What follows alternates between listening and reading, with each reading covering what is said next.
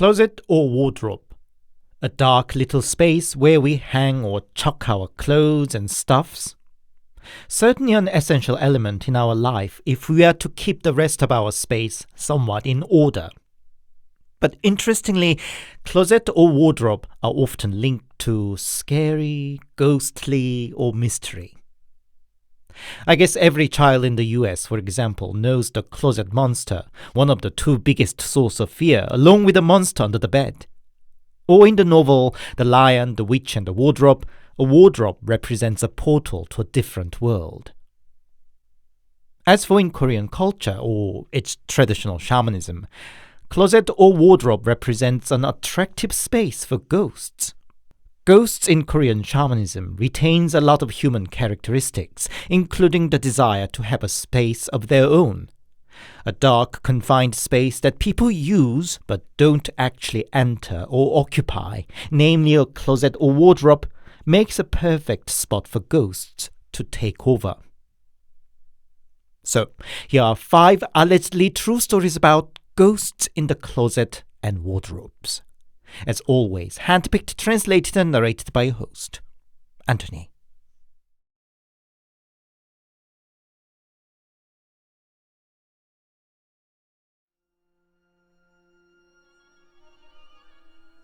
When I was 7 or 8, at the time, my family lived just a stone throw away from my grandma, Mom's mother, so we spent almost every weekend at hers. Grandma's house was an old-fashioned townhouse with black clay shingles, sitting at the foot of a mountain. And the mountain was full of tombs. It did give off some creepy vibe once the sun was down, and there indeed was some weird phenomenons witnessed occasionally. I don't know if that was their concern, but adults didn't let us out at night. Anyway, one weekend, I was out and about the whole day with my cousins and went to bed by early night in the biggest room at Grandma's. I was exhausted, but somehow couldn't fall asleep easily. You know the feeling when you're about to have a sleep paralysis? That unpleasant, heavy feeling. Things somehow looking strangely distinctive even in the dark. And without fail, as soon as I dozed away, I got sleep paralysis. I felt my body lift up, and I could see my cousins sleeping in the same room and myself on bed from the above. I could also see Grandma quietly mumbling her evening prayer by the table at one corner of the room. Before I could grasp what was happening, my sight shifted towards the small adjacent room. The tiny extra room could be described as a walk-in closet and functioned like one too. It had no window, and I remember I always felt a bit spooked about it because it was always dark and a bit chilly there. Anyway, my sight then reached beyond the sliding door of the closet and the old wardrobe inside. The wardrobe door then opened with a loud creak, and the ghost in white with the long black hair crawled out of it, just like in a horror film Ring. Her face was totally obscured by the hair, but it could not hide a malicious vibe nonetheless. She then opened the sliding door of the closet and kept crawling over to me, sleeping on bed. She grabbed me by my ankle, and even though I was watching it from the third person's point of view, I could still feel the icy cold hand on my ankle. The ghost now dragged me to the closet and then to the wardrobe. All the while, I didn't even flinch, like a dead body. When I saw my leg enter into the wardrobe, I suddenly thought I would die if I end up inside a wardrobe. I struggled and floundered to resist, and with that, I woke up from my sleep. It was just a dream. But why was I sleeping in the closet with my one leg inside the wardrobe? I ran out screaming, waking everybody up in the room. I explained my dream between my sobs. Not sure if they believed me, but Grandma, who'd been praying at one corner of the room, seemed just as baffled as I was. "I just saw you sleeping on bed just a moment ago. And how come did you wake up in the closet?" she said. But Mom tried to calm me down with "it was just a dream" and put me back to bed. Following morning, it was Mom who woke me up. Her face was stiff and asked me to recount my dream again, which made her face even stiffer. She quietly pointed to my ankle, and there was a dark bruise in the shape of a hand. They finally took my story seriously, which prompted some stir. Grandma and aunts, who were devout Christians, invited a priest to bless and cleanse the room, and the old wardrobe was also thrown out.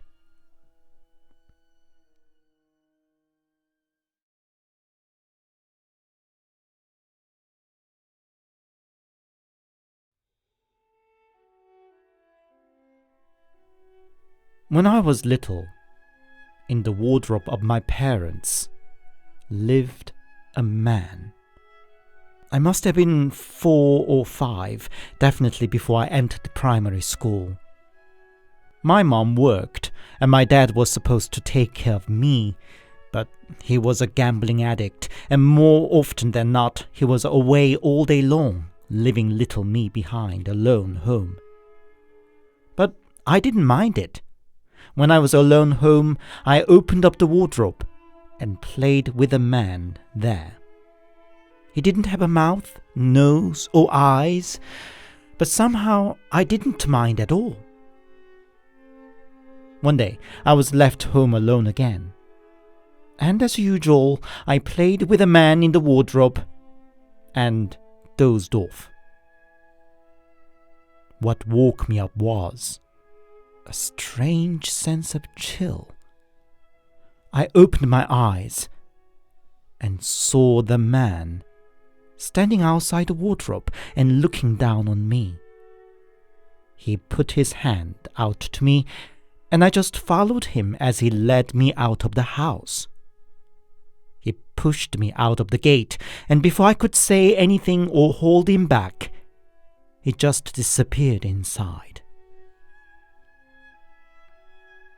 That day, Dad forgot he left the kitchen stove on, and it started a fire. The house was almost completely burned down, but I escaped without a scratch, thanks to the man in the wardrobe. I didn't see the man again. The wardrobe was reduced to charred ash in the fire. Years later, I talked about it to Mom, and Mom said the wardrobe came with a house, and she didn't know the origin of it. You may think it was all but a fantasy of a lonely, neglected boy, but I can't stop wondering who the man really was, why he was stuck in the wardrobe, and why he was so kind to me. Now it's more than 20 years ago, but I still miss him sometimes.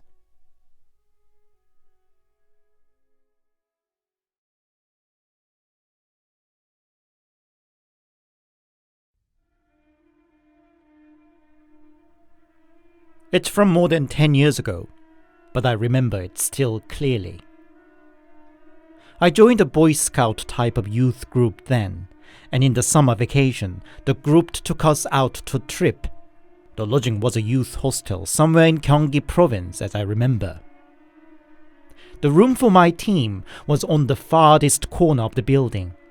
As in any other rooms in that hostel, there were 2 closets, except one of them was chained with a padlock. The camp program manager said that a naughty boy once got stuck inside and later found dead. That was why the closet was locked up. It was obviously a joke, and we all just laughed. After the first night, boys who slept near the closet complained. "That closet kept creaking all night long." "Something's kept trying to open up the locked door." And even, "Someone came out of the closet at night and stood in the room." When I checked, the closet door was indeed slightly crack opened, but the padlock was still intact. I just assumed it was the old wooden door expanding and shrinking. After an outdoorsy activities all day long, we were back in the hostel room.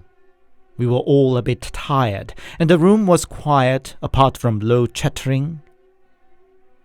Then we heard echoes of water dripping.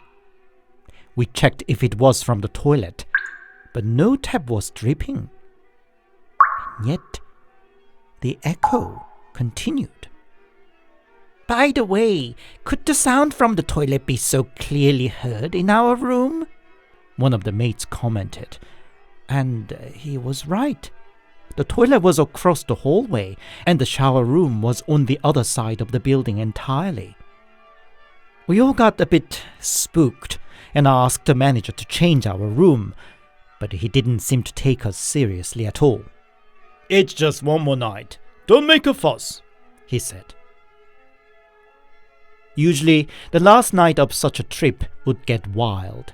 Boys staying up all night, pulling all sorts of mischiefs and pranks.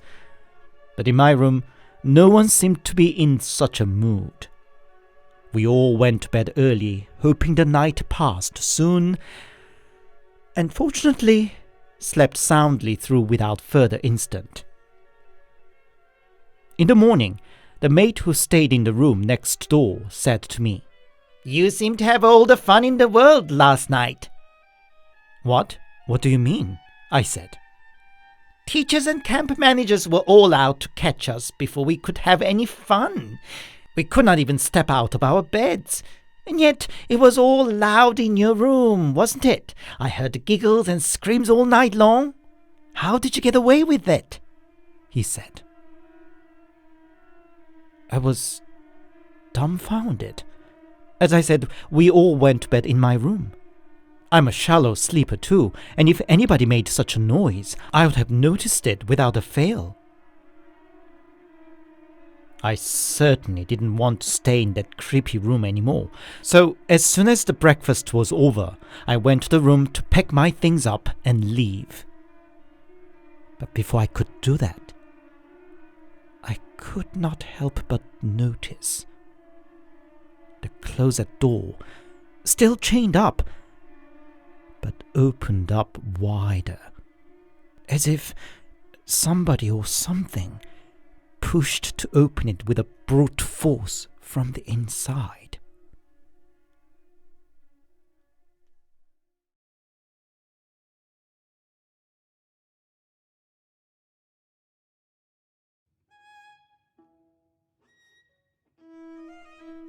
I wasn't home then, so it's what my family later recounted. That evening, Dad went to bed early, and Mom and my younger brother were watching TV in the living room. Mom suddenly told Brother to go and check on Dad in his room. Mom would say she didn't know what it really was, but just had a feeling. When Brother went to Dad, he was sleeping, but moaning and groaning. Brother woke him up, but Dad was still in a state, pale and soaked in sweat. He desperately mumbled, "No, you can't," repeatedly. When he barely calmed down a bit, the first thing Dad said was, There's something in the wardrobe." Mom had to open all the doors of the wardrobe and assure Dad that there wasn't anything there. And only then he explained what happened. He was already asleep when his bed started to shake and rumble. Then the wardrobe door opened up, and a small, skinny woman dressed in red came out. Still holding on the handle of the wardrobe door, she reached out to Dad, grabbed his arm, and dragged him to the wardrobe. Dad resisted, and the struggle carried on a while. When the woman realized Dad wouldn't give up easily, she turned her head towards the living room. Dad instantly thought of Mom and brother, that the woman was now targeting them instead. No, you can't! Leave them alone! I won't let you! Take me if you must! Dad cried out, and now held fast onto the woman's hand. It was in the middle of such a struggle that my brother woke him up. If that was all, we would have just taken it as Dad's nightmare. But there's one thing that we couldn't easily brush off. A few days before the evening, Mom visited a shaman. My brother was about to take SAT, and Mom just wanted to ask the shaman to write him a good luck talisman. But the shaman abruptly commented, "Your daughter brought in a piece of clothing from somewhere, something like a jacket. When you're back home, wrap some rice and small change money in it, and burn." Mom didn't mention about her daughter, me, to the shaman at all, and the fact that the shaman knew about the daughter alone lended some weight to that rather unusual instruction. So, once back home, Mom asked me if I had brought home a piece of clothing recently. And indeed, I borrowed a winter jacket from a friend.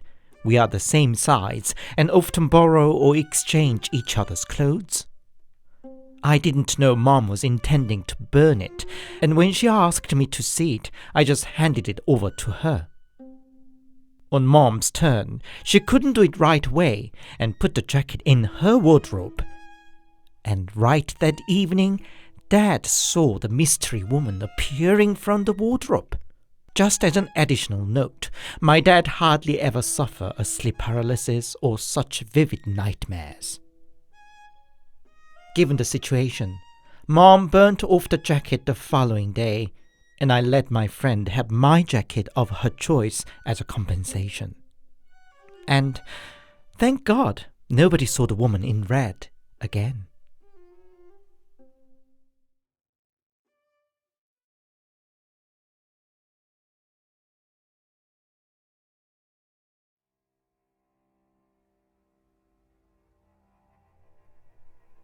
In my room was a big wardrobe that filled one entire wall. It was what Mom custom ordered for the space when we first moved into the apartment in 1997. In my memory, the wardrobe was there all the time, with the piles and piles of remnants and memory of the family, from my mom's old clothes from before her marriage, my and my sister's baby blankets, old duvets, and just stuffs and stuffs. So, by the time of this story, the actual part of the wardrobe we used day to day was just a small section of it. The rest we hardly ever even opened because we couldn't risk the piles of stuff collapse. The wardrobe room used to be the storage room, but as I myself became a teenager, I didn't want to share a room with my older sister anymore, and after nagging my mom, the room became my room. But of course, the wardrobe stayed.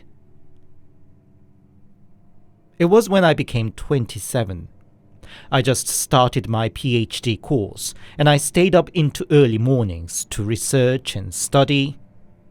And since when, at about 2-3 in the morning, I would hear a banging noise. At first, it was low, quiet thuds, and I thought it should be from the boiler or water pipe. The apartment building was rather old by then, after all. But as nights passed, the bangs got louder and more distinctive. I started to think it sounded like somebody kicking from the inside of the wardrobe. But I was too exhausted and had too many other things to think about to pay attention to the noise. Then one day, I went to bed before midnight for once. I heard a banging in my sleep. I instinctively squinted my eyes towards the wardrobe and saw its door opened ajar, from the side we usually didn't dare to open to. I thought how odd, but just turned around and slept on. The following morning, when I checked, the wardrobe door was closed all right. But things didn't stop there. One night, I was already asleep, but was disturbed by the banging noise once again. But this time, it was followed by the noise of the old wooden wardrobe door opening and closing. And the moment I turned my head towards the wardrobe, I got sleep paralysis. Regardless, the banging and creaking noise continued. And now, with a bang, I felt my bed shake and rumble, as if somebody was under the bed and kicking it from the underneath, or somebody was jumping on my bed. I wanted to stiffen up myself to resist against the rumble, but I found myself limp like a rag doll, and my body shook and tossed helplessly. Was this really just a sleep paralysis, or was I having a nightmare? Even in that confused state, I felt something standing on my bedside. I rolled my eyes to look at it.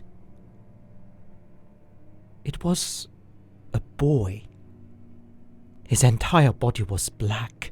His hair was spiky in all directions, as if he just came out of the bomb explosion. And he was all giggling smile. He was clearly having a wonderful time.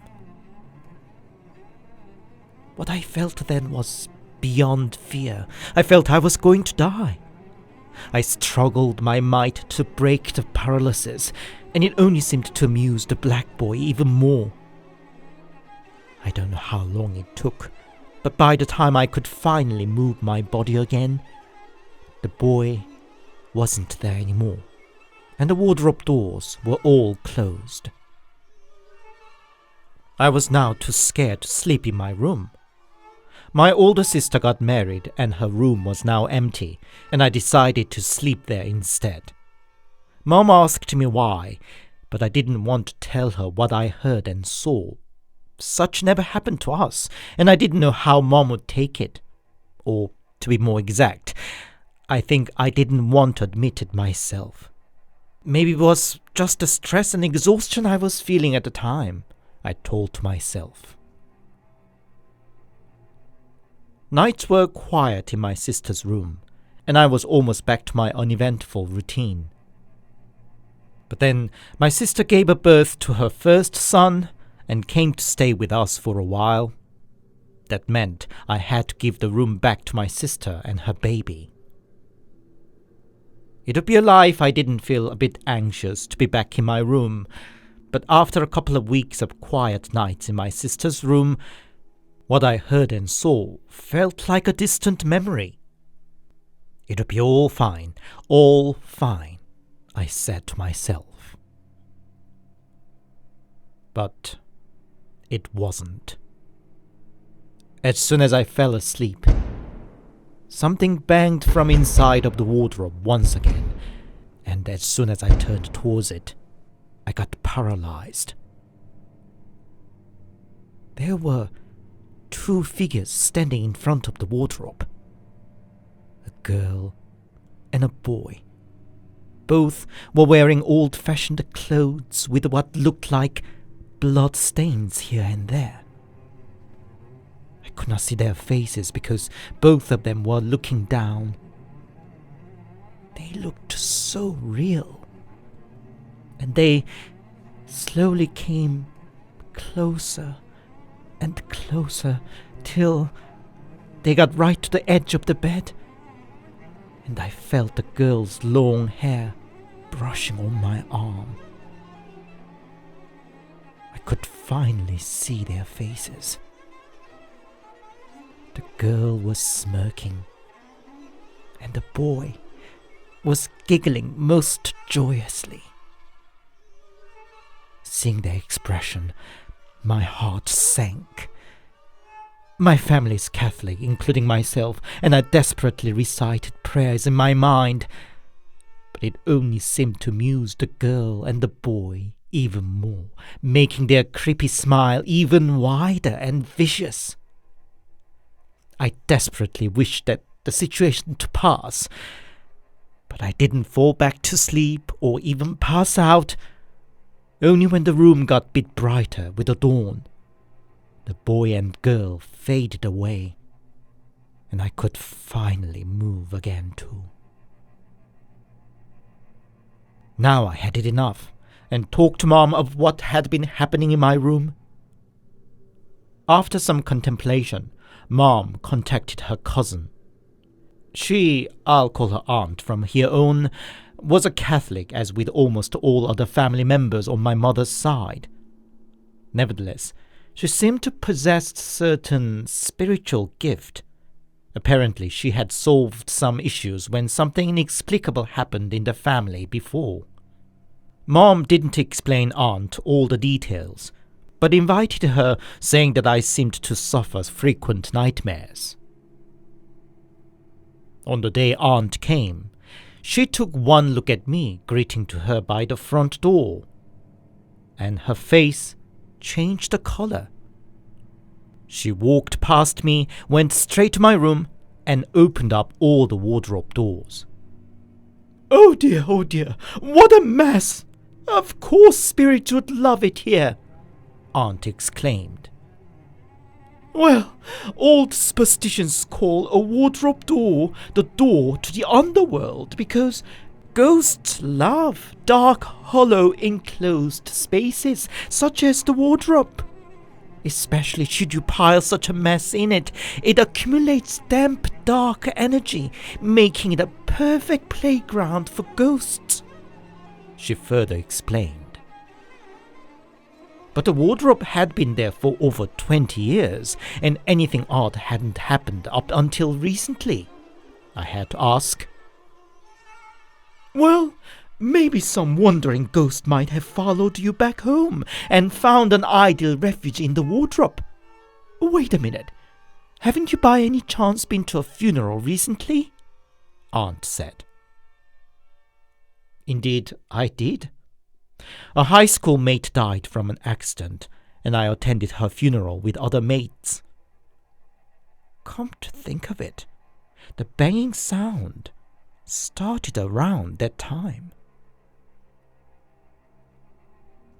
My family finally got rid of the 20-year-old wardrobe and the most of stuffs accumulated inside. And thank God I didn't have to suffer another night terrors. Yet, I'm still so traumatized that I don't dare to keep a wardrobe in my room to this day.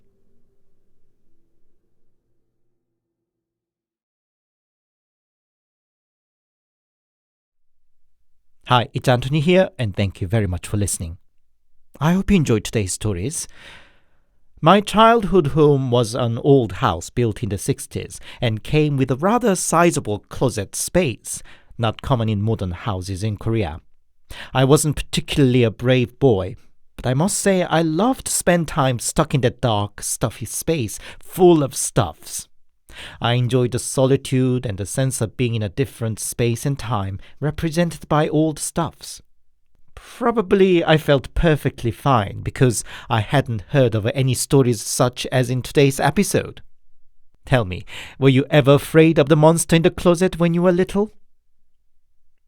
If you enjoyed my work, please give it a big thumbs up and a comment, and please consider subscribing to my channel if you haven't yet. If you're supporting me more directly, I have a Buy Me a Coffee account, the link's in the description, or you can also use Super Thanks option here on YouTube for a small donation. Thank you. Until next Sunday, stay safe and take care.